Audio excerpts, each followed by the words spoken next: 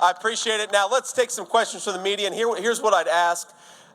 First of all, if it's a fake news anchor, I'd appreciate y'all just letting them ask their question. It's okay. We can run them out of town after they ask their question. I'm kidding. But what I'd ask, first of all, is we start with local Georgia reporters because we want to make sure that the local reporters get an opportunity to ask some questions. We'll take a few from local reporters, and then we'll take a few from the national press pool, and then we'll go from there. So where we got local Georgia reporter, throw your hand in the air, and I'll call on you.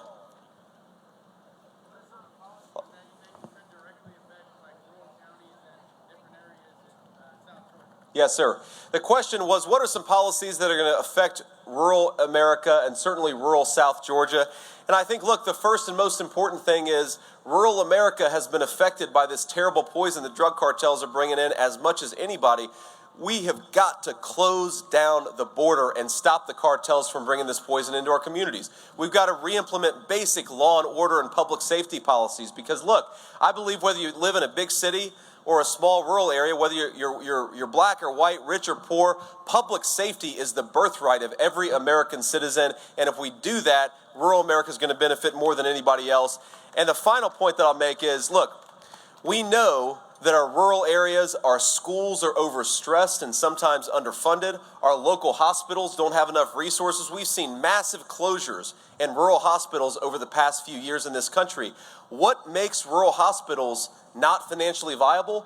It's when you bring in millions of illegal aliens into your country and you give them free health care paid for by American taxpayers. I want American citizens to benefit from our great health care system, and I want American taxpayers to support their fellow countrymen, not people who don't deserve to be here in the first place. Ma'am. Good afternoon, Senator Vance. Thank you. I can hear you. Yep. How do you respond to Democrats who say that they have tried unsuccessfully on Capitol Hill to pass a border security bill, and that in fact it's been Trump and Republicans who held it up? Yeah, ma'am, I appreciate that question. And for those of you who couldn't heard it, how do we respond to Democrats who say that they tried to pass a border security bill? My response, ma'am, is I was there in the Senate when they tried to pass that border security bill, and it had nothing to do with border security. It had to do with codifying a lot of the executive orders of Kamala Harris and Joe Biden that actually further opened the southern border. For example, the policy of catch and release. This is where a person comes into our country, they claim asylum, and then they're released into our country with no follow-up. Sometimes they don't come back for 5 years, sometimes they don't come back for 10 years. Kamala Harris and Joe Biden implemented catch and release through executive order. Their so-called border security package would have made catch and release the law of the land. So even if you have a guy like Donald Trump come in, he can't undo it because Congress has codified one of the worst open border policies in America.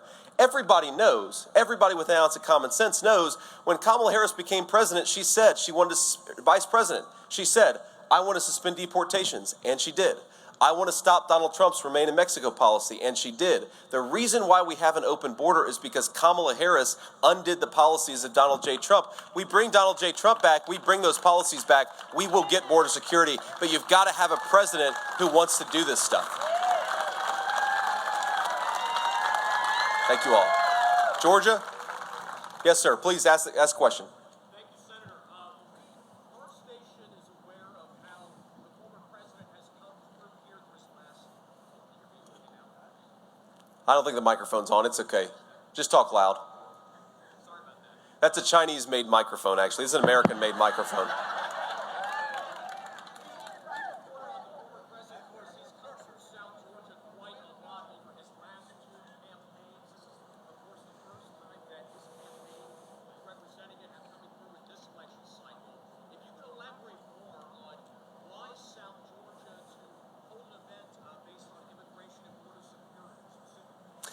Well, first of all, why South Georgia? Because we love South Georgia. We got to do well in South Georgia. So we want the people here to feel a little bit of love and make sure that we're thinking about them because we're not going to win without them, right? But I do think what is unique about South Georgia and the effect of the policies of Kamala Harris is the wide open southern border, because you have that intersection of I-10 and I-75 here. very close by, it creates a lot of space for the drug traffickers and for the sex traffickers and the human traffickers. I mean, you have crime happening in this beautiful small town that would have never happened if Kamala Harris had actually done her job.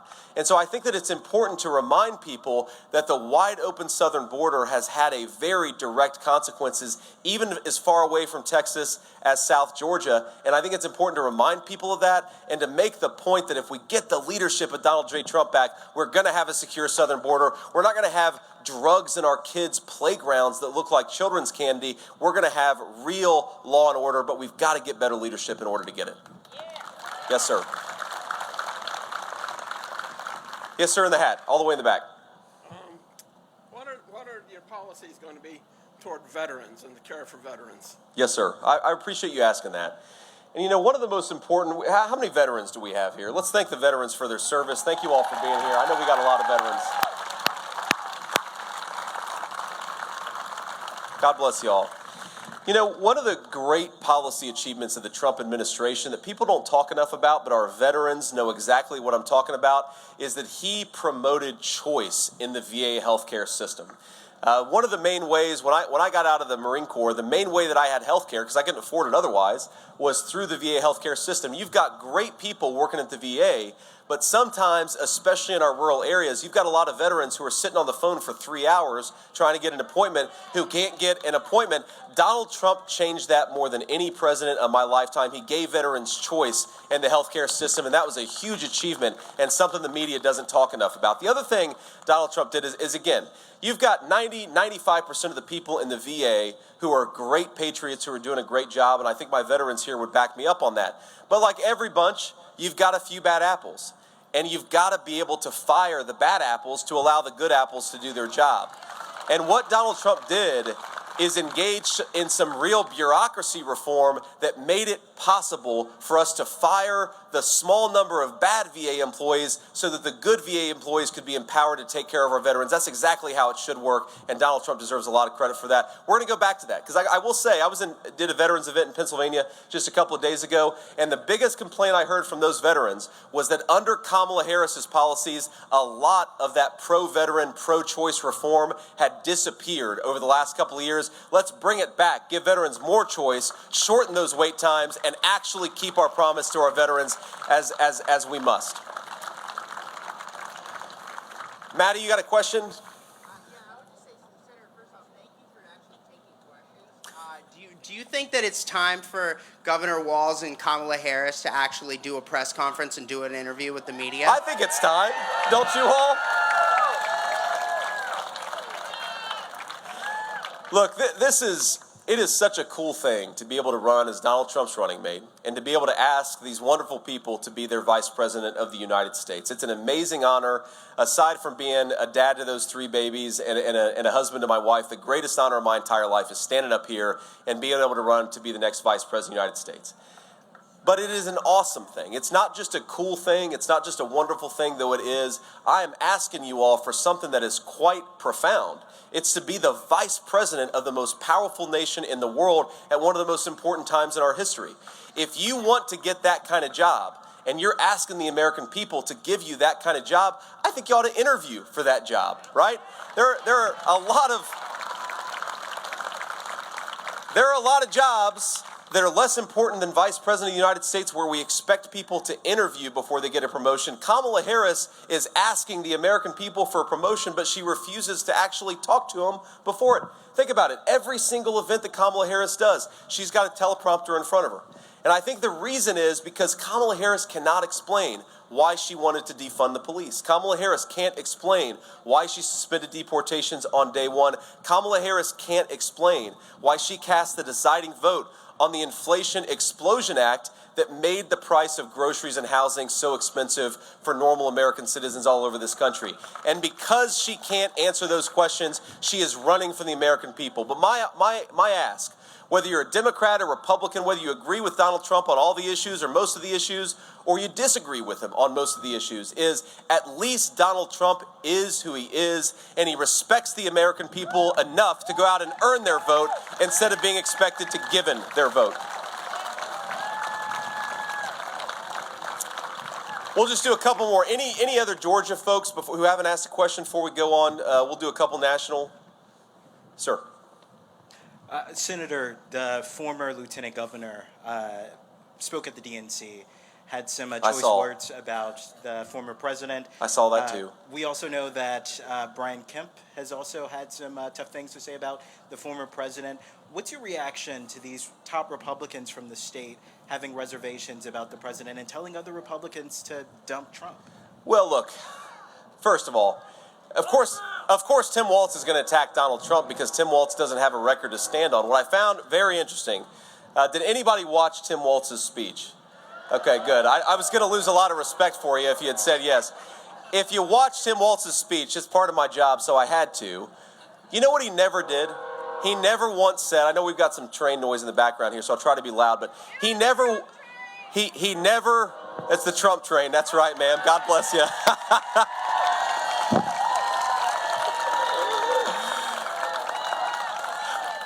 What Tim Walz never once said is, Kamala Harris accomplished this thing that lowered the cost of housing. Kamala Harris accomplished this thing that lowered the cost of groceries. Kamala Harris accomplished this thing that made America more peaceful and more secure. And he couldn't say that because Kamala Harris has caused the very policies that have made Americans' lives worse over the last few years. Kamala Harris caused the open border and caused the inflation crisis. And so it is telling that a person who has been vice president for 3.5 years, her argument and the argument of her surrogates is, we're going to do things better when I get power. She's had power for 3.5 years and she's made everything worse. That is the most simple and obvious fact of Tim Walz's speech, is he can't run on a record because the record is bad. Now, look, I actually talked to Brian Kemp very briefly earlier today, and yeah, you know, I read the headlines. Brian Kemp and Donald Trump have had some disagreements. I am 100% guarantee you that Brian Kemp is behind this ticket. He wants us to win because he believes the policies of Kamala Harris are disastrous for this country, and he's exactly right about that. So I'm glad to have the governor's support. I'm glad to have any Democrat, any independent, any moderate Republican or conservative Republican. We want anybody who believes in common sense to join the Trump train because that's what's going to save this country. And we'll do one more question from the national folks. Anybody else want to ask a question? Ma'am, please. Thank you, Senator. I wanted to ask you, because another aspect of the DNC speeches yesterday was the kind of human aspect of immigration. They had one of the DACA recipients speak. As a husband of someone who is a daughter of immigrants, how do you look at the deportation plan that Trump will put in place? Yeah. Specifically, the detention of families and children.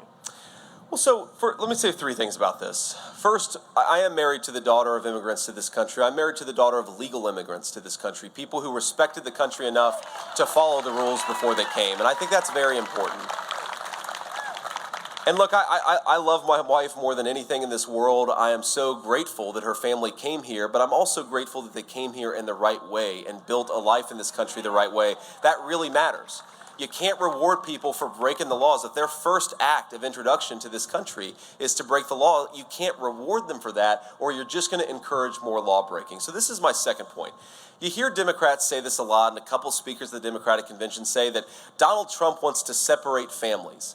And I don't know how they can say that with a straight face, given that I just heard from a sheriff earlier today that they caught 2 kids who were being basically kidnapped by the Mexican drug cartels to help those drug cartels facilitate the sale of illegal drugs into our communities.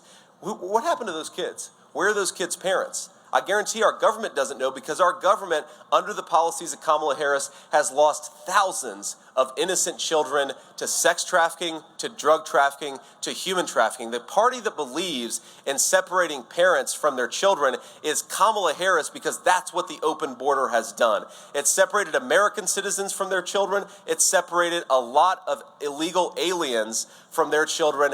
It's not good either way.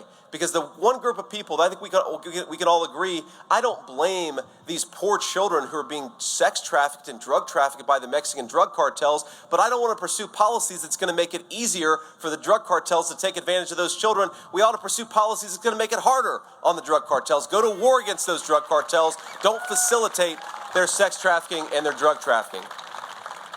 And the final point that I'd say about this is, look, Our message to illegal aliens who've come into this country by breaking our laws is yes. If you came into this country illegally, Donald Trump and I are going to work to send you home because that's what is required if you want to have a real border policy.